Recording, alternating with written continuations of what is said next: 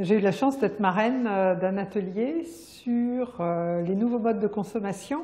Moins c'est plus, comment vendre du moins, donc comment préempter cette évolution inéluctable qui est d'avoir moins de choses et de pouvoir avoir plus de satisfaction dans la vie quotidienne.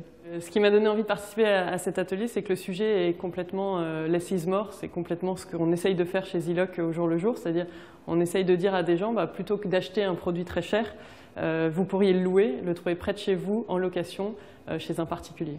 Je crois que le point essentiel, c'est la coopération et la mutualisation. On l'a vu au travers les différents exemples que nous ont donnés, que ce soit Bouygues, Zilog, Cabane. On voit qu'effectivement, c'est au travers la coopération, l'échange entre les acteurs, que ce soit entre les clients, que ce soit, donc l'exemple de Zilog, que ce soit le fait de travailler ensemble pour trouver des solutions pour que les collaborateurs d'une même entreprise partagent des mètres carrés. C'est ce que l'on a vu avec Bouygues, que ce soit le fait de partager des bons conseils, ce que l'on a vu avec Cabane, effectivement, le fait de coopérer. C'est là où on trouve des moyens effectivement de se différencier, de créer de la valeur pour nos clients, d'apporter d'autres solutions, et tout le monde y est gagnant. Alors moi, ce que j'ai retenu, que je trouve très intéressant, c'est tout l'impact de la communauté.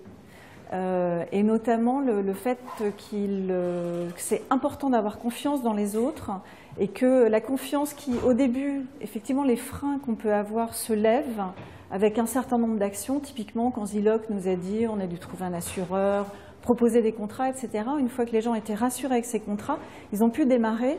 Qu'est-ce qu'on peut retenir? Que sans enthousiasme, globalement, rien ne se passe.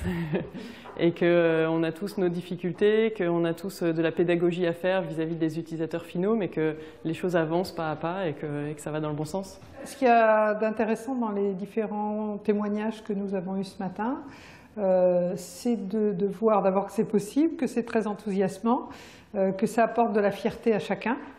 Que ça apporte de la durabilité, une nouvelle relation entre les gens, c'est-à-dire plus de liens, plus de partage, plus de proximité. On est dans l'usage, on est dans le local, on est dans la communauté, et donc voilà, il y a un aspect très citoyen qui est sous-jacent, qui ressort et qui est vraiment intéressant.